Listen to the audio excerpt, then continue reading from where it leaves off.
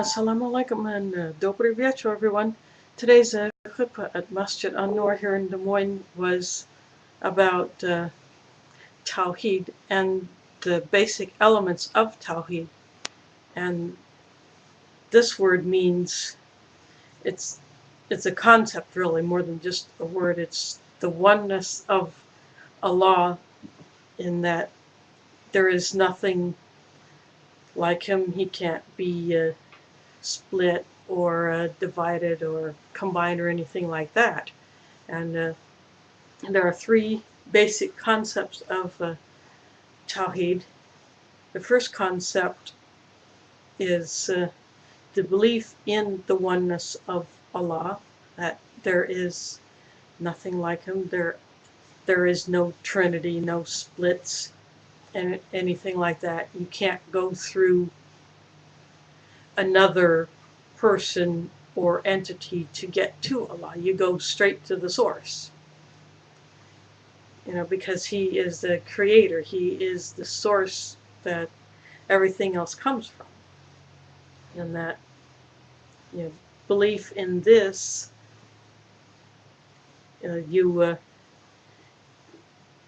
know that there are no other gods besides Allah. There's nothing else. There are no intermediaries, unlike some other religions where you have intermediaries that you say, go, can you ask God to do this, or give me that, or take this away, or something like that. In Islam, that it just doesn't happen. You go straight to the source. And the second element of the tawhid is worshiping Allah without any partners or associates, or having other gods besides Allah. For instance, in some religions, where it be the ancient religions of the past, where they had different gods that were supposed to do different things, and or some current religions, they're still like that, where the people worship different gods and they're supposed to do different things. They have a specific appearance and all that, and you got to do certain things to appease them.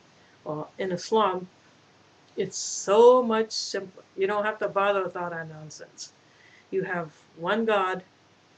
He created everything. He created all of humanity. He created all of the universe. And he is the only one to be worshipped. Nothing else. None of the prophets, none of the messengers, none of the righteous people of the past.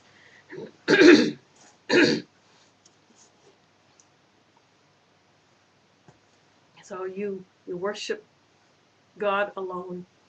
And as it says in one of the verses in Surah Fatiha, you alone are the one we call to for help.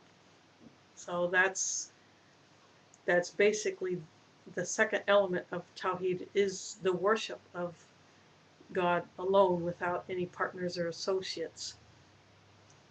And then the third element is the belief in Allah's names and attributes, and there are 99 of them.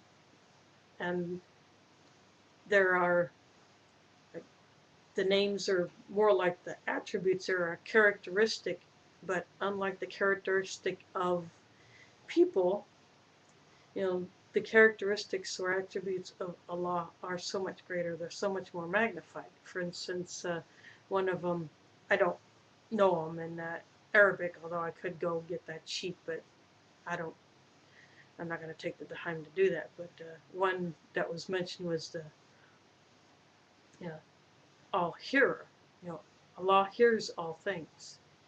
He can hear the thoughts that are going on in every person's mind.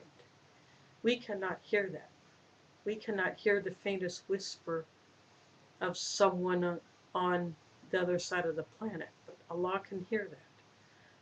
Allah hears the animals. and the animals make their sounds. Allah hears that.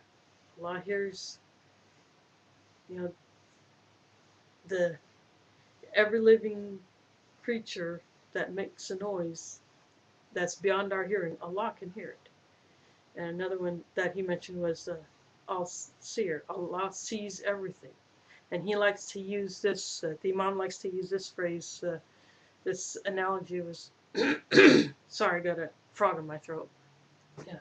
Allah can see what is beyond a barrier or a wall, like the Imam said, and he said it in a class last Saturday to the kids that I have a class with. Allah can see what's beyond the wall that is standing behind him, where he cannot see through the wall. Or for instance, I cannot see the viewers of this video, but yet you viewers can see me because you can see my face on your screen, but I cannot see you watching it.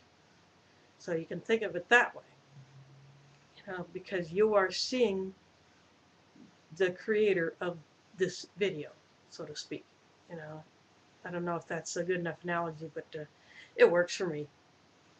But Allah has names that can be powerful. The Imam said, call on Allah using his names and attributes. You can, if you don't know them in Arabic, say them in your own language. You call on Allah the merciful, Allah the compassionate, all-knower, it's things like that. The guardian, that's another one.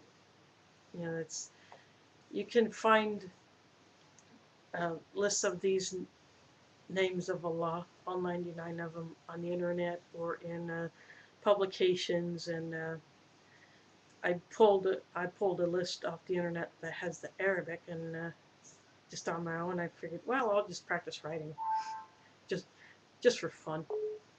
And but I do have those, and you can. It has the Arabic name, how to pronounce it, and then what the meaning is in English. So if you use these to call to Allah, for whatever situation, because these attributes are there for different situations. If you are praying for someone who's sick, you can call Allah, the healer, or the merciful, or the compassion, or something like that. If you are praying for someone who is going through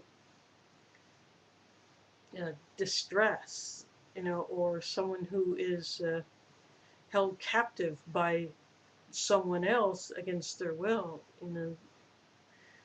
or someone who needs guidance, you can go through this list of these attributes of Allah and actually use them in your dua.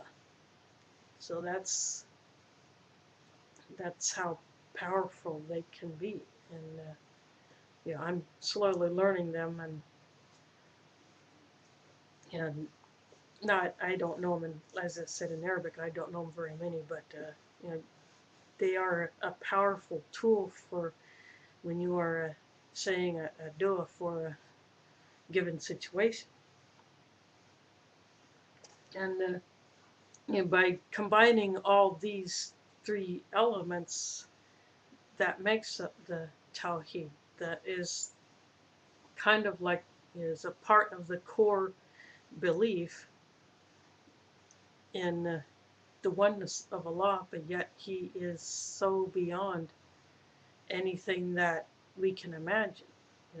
As I said, that these names and attributes of Allah are so magnified that you can hardly fathom it.